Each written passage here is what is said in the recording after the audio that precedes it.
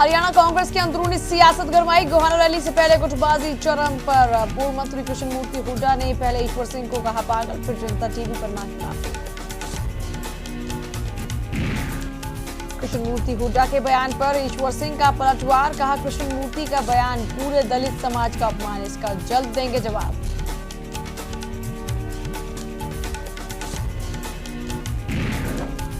कांग्रेस में नहीं थम रही गुटबाजी। मुख्य संसदीय सचिव धर्मवीर ने महेंद्रगढ़ लोकसभा सीट से पेश की दावेदारी। साथ ही किरण चौधरी को बताया ड्रामेबाज।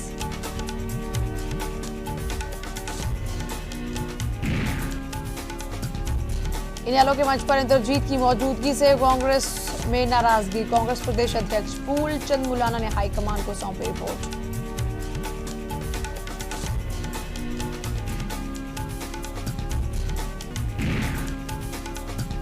फिर शर्मसार हुई इंसानियत। प्रदेश में नहीं रुक रहे दुष्कर्म के मामले। यमुनानगर में 2 युवकों ने 8 साल की मासूम को बनाया हवस का शिकार।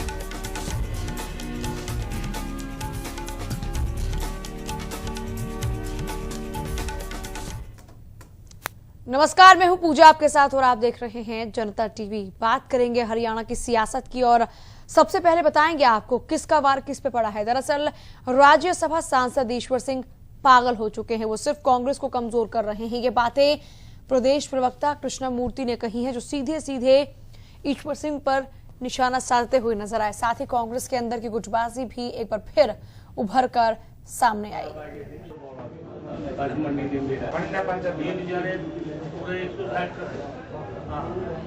छोटे-मोटे काम हुए इनके कोई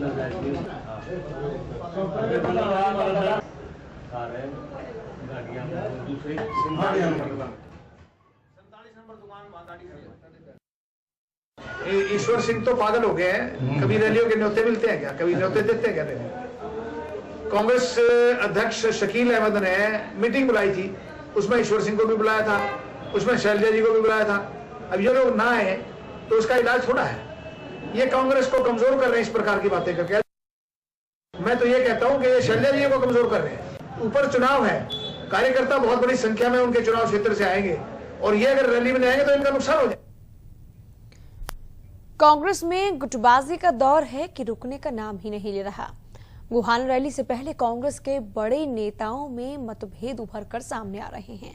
मुख्य संसदीय सचिव धर्मवीर ने किरण चौधरी और अपने बीच मतभेद की बात को स्वीकारा।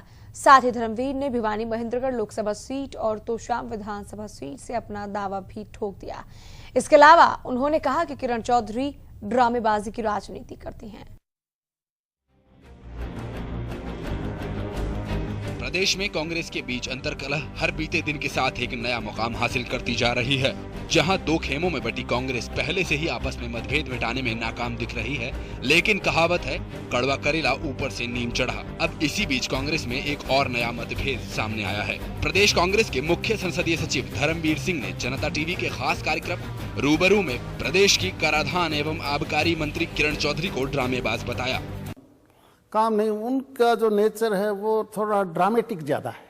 लोग चाहते हैं कि असल काम हो, नेचर भी मिले, कल्चर भी मिले। उनकी जो वे ऑफ लिविंग है या जो रहना सहना है वो थोड़ा सा दिल्ली स्टाइल है। हम गांव के आदमी हैं और देहात का क्षेत्र ज़्यादा पड़ता है। इतना ही नहीं, उन्होंने किरण चौधरी के राजनीतिक ग्राफ पर सवाल उठाते हुए कहा कि भिवानी लोकसभा और तोशाम विधानसभा सीट पर उनका ज्यादा हक बनता है। जिस तोशाम में आज किरण है वहां से विधायक, और वो राजनीति करते हैं स्वर्गीय सुरेंद्र के नाम से। सुरेंद्र ने मेरे सामने केवल 2 चुनाव लड़े, एक लोकसभा और एक विधानसभा। लोकसभा में भी मेरे से पीछे था वो, विधानसभा में भी सुरेंद्र मेरे से पीछे था। वो उनकी राजनीति करते हैं, जबकि मैं तो सीटिंग था वहां से। तो मैंने उस वक्त राजीव जी मेरे को कांग्रेस में लेके आए थे 90-91 में, तो मेरा दावा ज्यादा मजबूत है। या तो मुझे तोशाम विधानसभा दो या मुझे भिवानी लोकसभा दो। हालांकि किरण चौधरी की तरफ से इस मामले पर अभी तक कोई टिप्पणी नहीं आई है। पहले से ही अंदरूनी मार झेल रही कांग्रेस काफी कमजोर महसूस कर रही है। ऐसे में कांग्रेसियों के बीच एक नया मतभेद आलाकमान का सिरदर्द और बढ़ा सकता है। कयास ये भी लगाए जा रहे हैं कि जैसे जैसे चुनाव नजदीक आएंगे वैसे ही कांग्रेस में मन मुताबिक टिकट पाने के लिए गुटबाजी और भी तेज हो सकती है, जिसकी वजह से कांग्रेस को आगामी चुनावों में भारी नुकसान हो सकता है। ब्यूरो रिपोर्ट, जनता टीवी। बदले की नहीं बल्कि बदलाव की राजनीति करती है कांग्रेस। ये बातें हरियाणा विधानसभा अध्यक्ष कुलदीप शर्मा ने कही हैं। रैली का न्योता देने गए कुलदीप शर्मा ने सोनीपत में ठरू गांव के लोगों को संबोधित करते हुए ये बातें कही। लोगों से रैली में ज्यादा से ज्यादा तादाद में पहुंचने की अपील की। इसके साथ ही मुख्यमंत्री भूपेंद्र सिंह हुड्डा की तारीफ करते हुए उन्होंने कहा कि हरियाणा देश में पहले स्थान पर है और इसका श्रेय भी मुख्यमंत्री भूपेंद्र सिंह हुड्डा को ही जाता है।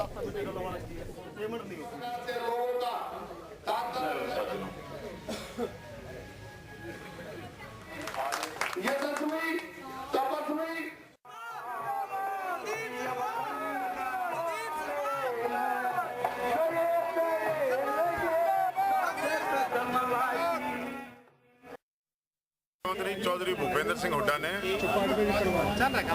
साफ बयान दिया है कि मैं बदले की राजनीति नहीं बदलाव की राजनीति करता हूं और इसमें कोई शक नहीं। पिछले 9 साल में हरियाणा की जो सरकार उनके नेतृत्व में कांग्रेस की सरकार बनी है, उस सरकार ने हरियाणा में विकास के नए से नए आयाम रखे और आज हरियाणा सारे हिंदुस्तान में नंबर 1 की राज्य कहा जाता है। हरियाणा के इतिहास में तीसरी बार हरियाणा में मुख्यमंत्री चौधरी भूपेंद्र सिंह हुड्डा की जड़ें मजबूत करने के लिए रैली की जा। रामकिशन को राहत मिलती हुई नजर आई है। सीपीएस रामकिशन गुर्जर की हम बात कर रहे हैं, जो नेतृत्व सेशन कोर्ट से अंतरिम जमानत मिल गई है। उन्हें कोर्ट ने 50,000 के मुचलके पर जमानत दी है। पीड़ित पक्ष के वकील ने बताया कि कोर्ट ने अगली सुनवाई की तारीख 9 जनवरी 2014 मुकर्रर की है। आपको बता दें कि नारायणगढ़ के पत्रकार ने आत्महत्या कर ली थी और सुसाइड नोट में पंकज ने रामकिशन फौजी समेत 2 और लोगों को अपनी मौत का जिम्मेदार ठहराया था, लेकिन पुलिस ने रामकिशन को क्लीन चिट दे दी थी, जिसके बाद मृतक की बहन ने रामकिशन फौजी को आरोपी बनाने के लिए सेशन कोर्ट में याचिका दायर की थी, जिसके खिलाफ रामकिशन फौजी हाई कोर्ट गए थे। बड़े खुद वहाँ पे इकट्ठा होंगे और वहाँ से आके मैं तो एक बात कहना चाहता हूँ आप सभी बात, आपके गाँव में समय पे हाँ, मैं संतुष्ट हूँ एंड मुझे पूरा भरोसा है कोर्ट की कार्यवाही पर एंड वी वांट जस्टिस। जहाँ भी जाना पड़ेगा जाएंगे, बट हम ये एक्सपेक्ट करते हैं कि जितना जल्दी हमारे साथ न्याय हो उतना अच्छा। नहीं, उसमें तो कोर्ट में कोई ऐसा मैं अपनी मर्जी से नहीं कुछ कर सकता। कोर्ट का जो प्रोसेस है उसको फॉलो कर रहे हैं, कोर्ट में केस है। कैथल में गोहाना रैली को लेकर पूर्व पेट्रोलियम मंत्री और हिसार से सांसद जयप्रकाश ने प्रेस वार्ता की और इस दौरान उन्होंने कहा कि कांग्रेस पार्टी के नेता इससे पहले भी कई रैलियां कर चुके हैं, लेकिन 10 नवंबर को होने वाली रैली ऐतिहासिक होगी और इसमें 10 लाख लोग हिस्सा लेंगे। साथ ही उन्होंने ये भी कहा कि लोग कांग्रेस पार्टी के राज में दलितों पर अत्याचार की बात करते हैं, वो कांग्रेस के नेता ही नहीं हो सकते। नौजवानों में खास करके वो शमशेर और यार वो कांग्रेस का नेता नहीं हो सकता जो कांग्रेस के राज में दलितों के अत्याचार की बात करता है। दलित समुदाय के कुछ भाई इस तरह का दुष्प्रचार करने का प्रयासरत रहते हैं कि इस सरकार में दलितों के साथ अत्याचार है। हम ये रैली कर रहे हैं, ये प्रदेश सत्र की होगी और इसमें 10 लाख से ज्यादा लोग आएंगे। महेंद्रगढ़ में एमटीयू यूनिवर्सिटी के कनीना में हुए दक्षिण जोन के यूथ फेस्टिवल में प्रतिभागियों के साथ धांधली करने का मामला सामने आया है। आरपीएस कॉलेज के विद्यार्थियों ने बैठक की, जिसके चलते उन्होंने राज्यपाल के नाम ज्ञापन भेजकर मामले की जांच की मांग की है। आपको बता दें कि 28 सितंबर से 30 सितंबर तक पीकेएसडी कॉलेज कनीना में दक्षिण जोन के यूथ फेस्टिवल का आयोजन हुआ था, जिसमें आरपीएस कॉलेज के 60 विद्यार्थियों ने यूथ फेस्टिवल में हिस्सा लिया था, जिसमें आरपीएस कॉलेज पूरी तरह ट्रॉफी का दावेदार था, लेकिन आयोजक कॉलेज ने धांधली करके आरपीएस कॉलेज को बाहर कर दिया और ट्रॉफी अपने कॉलेज के प्रतिभागियों को ही दे दी थी। बहरहाल प्रतिभागियों ने इस पूरे मामले की जांच की मांग तो की है, साथ ही मामले को लेकर कोर्ट जाने का भी विचार कर रहे हैं।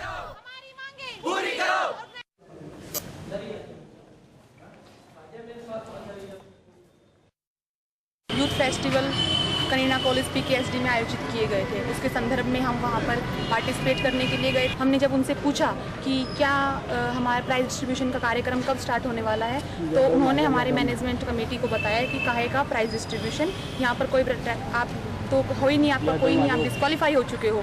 उससे पहले हमें कोई लीगल नोटिस नहीं दिया गया, हमें कोई औपचारिक पत्र हम वहाँ पे नहीं दिया गया, जिसके बाद हमने जब इनका विरोध किया तो उन्होंने वहाँ पे हमें डिस्क्वालीफाई कर दिया। हमें हर प्राइज डिस्ट्रीब्यूशन से उन्होंने दूर कर दिया गया। हमने महामहिम नेपाल के नाम एक ज्ञापन दिया है और मार्फत उपमंडल अधिकारी हमने दिया है। उसमें हमने लिखा है कि एक उच्च अधिकारी द्वारा जाँच कमेटी बिठाई जाए, जिससे जल्द से जल्द इसके ऊपर कार्रवाई हो। हरियाणा स्कूल लेक्चरर एसोसिएशन ने 12वीं कक्षा की उत्तर पुस्तिकाओं का बहिष्कार किया। जब तक 12वीं कक्षा की पुस्तिकाओं के मूल्यांकन में सरकार द्वारा भेदभाव बंद नहीं होता, तब तक बहिष्कार जारी रहेगा। इसके चलते पुस्तिकाओं का मूल्यांकन नहीं किया गया और एसोसिएशन के मेंबर्स ने सरकार के खिलाफ जमकर नारेबाजियां भी की। हमारी मांगे पूरी करो, हमारी पूरी करो, मांगे पूरी करो, मांगे पूरी करो, पूरी करो, पूरी करो, हमारी मांगे पूरी करो, पूरी करो। सरकार मुर्दाबाद, मुर्दाबाद, मुर्दाबाद, हरियाणा सरकार मुर्दाबाद, मुर्दाबाद, मुर्दाबाद। ऐसे आज पूरे प्रदेश के अंदर जो +2 है उसके पेपर का मूल्यांकन कार्य होना था, पर हरियाणा स्कूल लेक्चरर एसोसिएशन ने फैसला किया कि हम पूर्ण रूप से बहिष्कार करेंगे। जब तक हमारी ये मांगे नहीं माने जाएंगी तब तक प्राध्यापक बिल्कुल मार्किंग का बायकॉट करेंगे। पूरे प्रदेश के अंदर बिल्कुल एक भी पेपर चेक नहीं होगा, मार्क नहीं होगा, क्योंकि हमारे जो मुख्यमंत्री हैं बार बार घोषणाएं करते हैं सरपंचों के लिए, मेंबर्स के लिए, नंबरदार के लिए, सारे उठा दिए उन्होंने। एक प्राध्यापक को लेकर के हम कहते हैं कि हमारी जितनी 99% डिमांड्स हैं वो सारी की सारी नॉन फाइनेंशियल गैर वित्तीय हैं, कोई वित्तीय मांगे नहीं है। उसके बाद भी 1% हमारी कहीं पे डिमांड पूरी नहीं की गई है। वर्ल्ड बैंक की टीम ने बुधवार को मुलाना पैक्स में पहुंचकर पैक्स की स्थिति का जायजा लिया। इस अवसर पर नाबार्ड के अधिकारी भी उनके साथ मौजूद थे। आपको बता दें कि ये टीम सबसे पहले गांव राजौली में पहुंची और उसके बाद मुलाना पैक्स में पहुंचकर पैक्स की सारी गतिविधियों के बारे में जानकारी भी ली।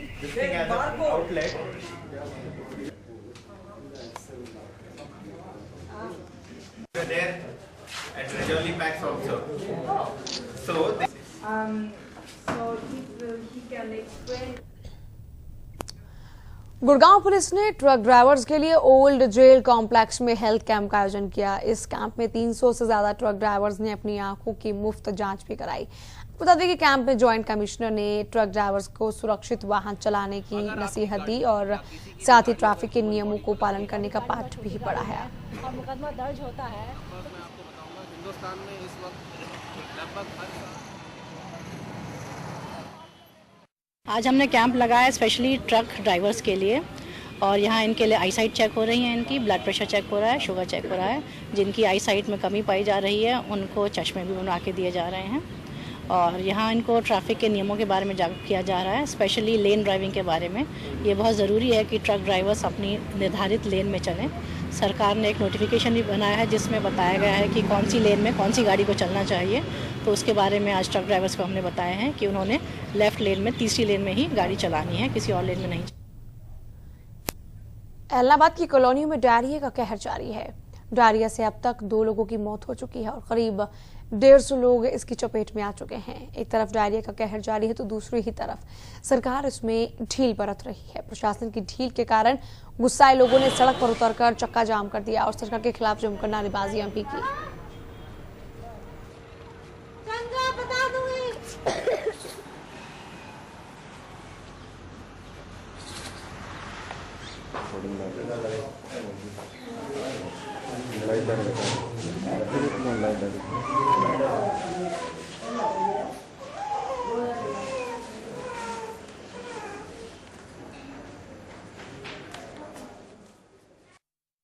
दस आज नए मामले सामने आए और 12 को हमने डिस्चार्ज कर दिया है और एक डेथ भी रिपोर्ट हुई है। सुरेश मरीज हमारे पास ही आया था, 4 तारीख को एंट्री है इसकी, लेकिन हमने इसको ट्रीटमेंट देने के बाद रेफर कर दिया सिरसा जनरल हॉस्पिटल।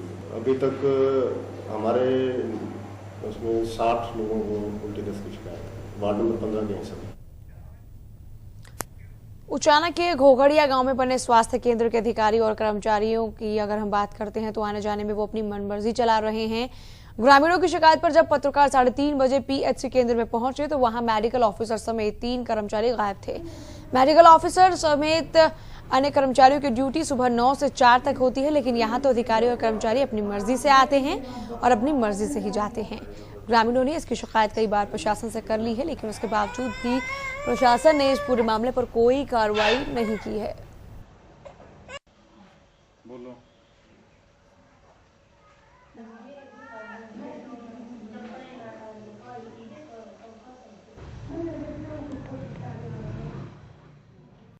दवाई लेने आए जी। नहीं जी, कोई नहीं मिल रही जी। क्या कारण है? क्या पता जी, आवा जब हमने तो पान देनी शिकायत करिए जी, छोटी मोटी जी जाना कई दिन से चल रहा है जी। भवानी खेड़ा के गांव गुजरानी को भिवानी रोड से जोड़ने वाली सड़क कई सालों से बनी बदहाली के ऊपर आंसू बहा रही है। इस रोड की खराब हालत की वजह से इलाके के ग्रामीण परेशान हैं। हालत ये है कि इस रोड पर बारिश के वक्त लोगों के आने जाने की जगह तक नहीं रहती। ग्रामीणों को भिवानी रोड तक जाने के लिए 2 किलोमीटर का सफर तय करना पड़ता है। ग्रामीणों का कहना है कि रोड लगभग 6 सालों से काफी इलाके के सरपंच और हल्का विधायक और सीपीएस रामकृष्ण फौजी ने आज तक इस तरफ कोई ध्यान नहीं दिया।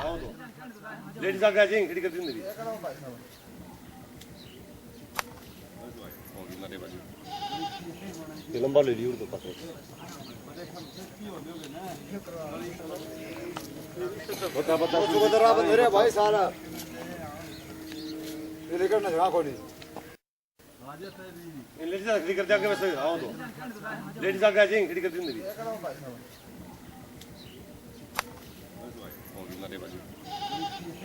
लंबा ले लियो तो पास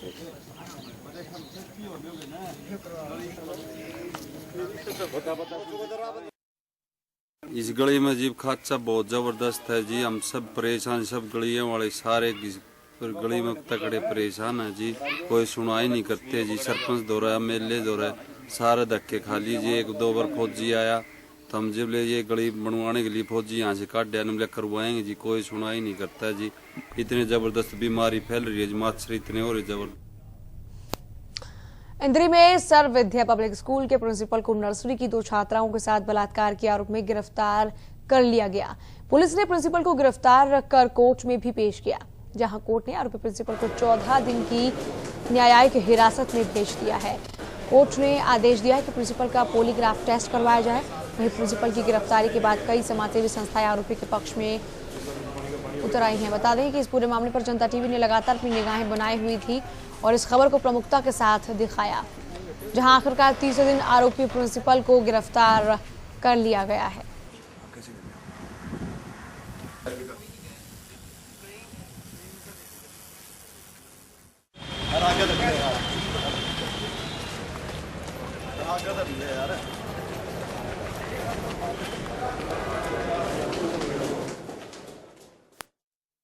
दादरी भिवानी रोड पर लोहारू चौक के नजदीक गाड़ी और बाइक की टक्कर में 2 लोगों की मौत हो गई। दरअसल ये दोनों ही व्यक्ति किसी काम से बाइक पर दादरी जा रहे थे, तभी अचानक इनकी बाइक से टक्कर हो गई। आपको बता दें कि गाड़ी चालक इस घटना के तुरंत बाद मौके से फरार हो गया। गौरतलब है कि राहगीरों ने दोनों को ही अस्पताल में भर्ती कराया। डॉक्टरों ने दोनों को ही उसके बाद मृत घोषित भी कर दिया। अज्ञात वाहन के खिलाफ मामला दर्ज कर पुलिस जांच में जुटी है।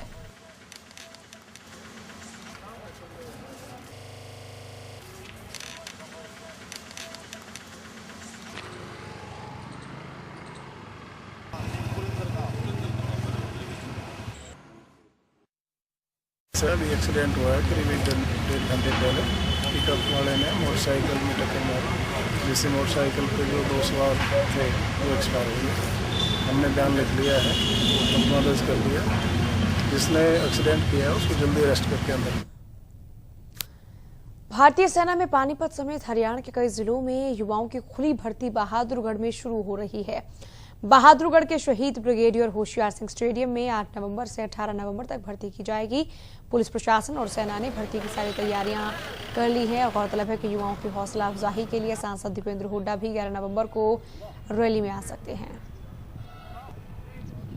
आपको बता दें कि ये भर्ती जीडी कैटेगरी क्लर्क और स्टोर कीपर के लिए है। साथ ही भर्ती अधिकारियों ने नशीले पदार्थों के सेवन करने वाले उम्मीदवारों के खिलाफ सख्त से सख्त कार्रवाई करने की बात भी कही है।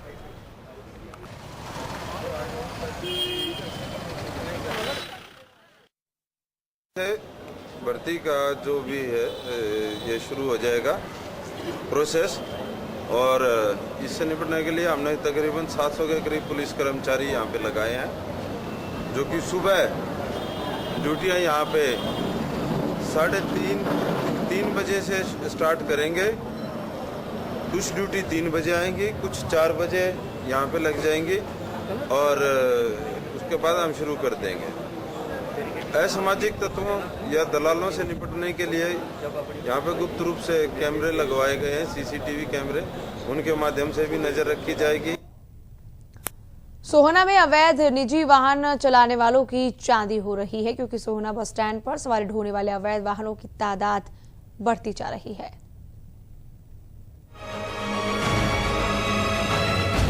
सोहना बस स्टैंड का ये नजारा अब आम हो चला है। इस सामान्य बस स्टैंड पर सवारी ढोने वाले निजी वाहनों की तादाद इतनी बढ़ गई है कि हरियाणा रोडवेज की बसें आपको कम ही नजर आएंगी।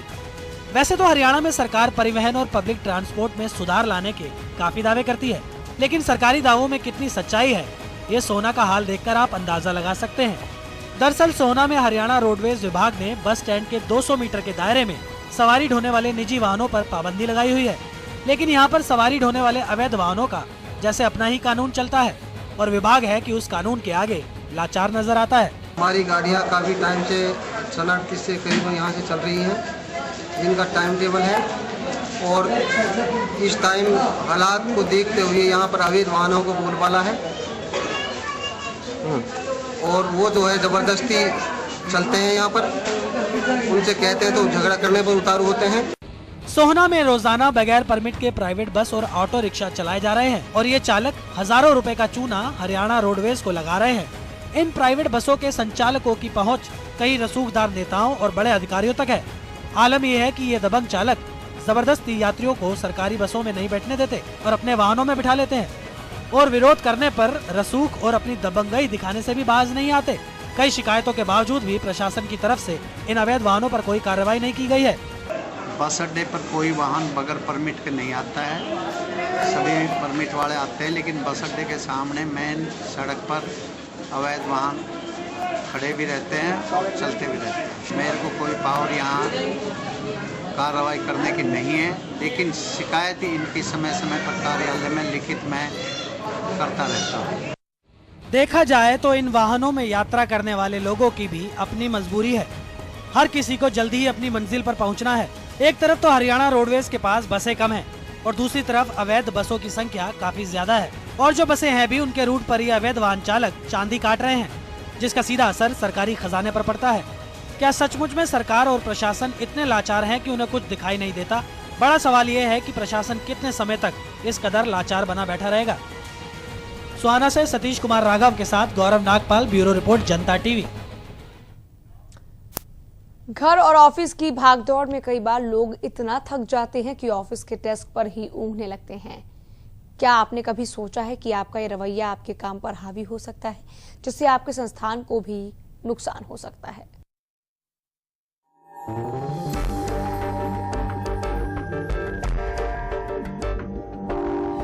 ब्रिटेन की एक कंपनी की ओर से किया गया 2000 लोगों पर सर्वे। 22% लोग ऑफिस में 10 मिनट से 1 घंटा सोकर बिताते हैं। 18% डेस्क पर बैठे बैठे सो जाते हैं। पुरुषों के मुकाबले महिलाएं सोने में आगे। कर्मचारी ऑफिस में एक साल में 24 घंटे यूं ही कर देते हैं बर्बाद, जिससे संस्था का होता है नुकसान। हाल ही में ब्रिटेन की एक कंपनी की ओर से 2000 लोगों पर हुए सर्वे में 1/3 लोगों ने ऑफिस में झपकी लेने की बात स्वीकार की है।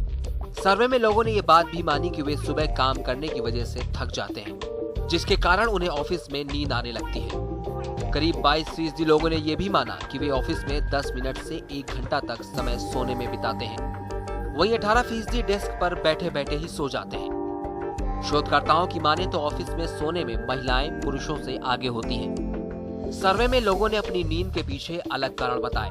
किसी का कहना था कि लंच में भारी खाना खाने के बाद नींद आती है, तो किसी ने बताया कि रात को अधिक शराब पीने से दिन में सुस्ती रहती है। कारण चाहे जो भी हो, आपकी इस असमय नींद के कारण आप एक साल में 24 घंटे ऑफिस में यूं ही बर्बाद कर देते हैं, जिसका खामियाजा आपके संस्थान को भुगतना पड़ सकता है।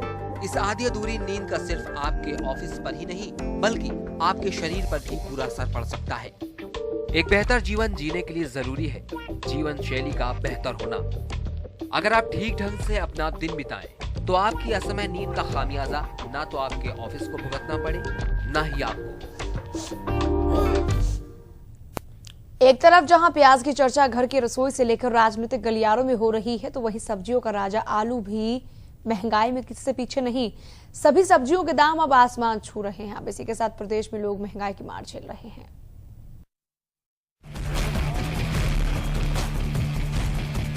एक तरफ जहां प्याज की चर्चा घर की रसोई से लेकर राजनीतिक गलियारों में हो रही है, वहीं सब्जियों का राजा आलू भी महंगाई में किसी से पीछे नहीं है। वैसे तो सभी सब्जियों के दाम आसमान छू रहे हैं, लेकिन आलू एक ऐसी सब्जी है जिसके बिना कई सब्जियों का बनना अधूरा सा हो जाता है।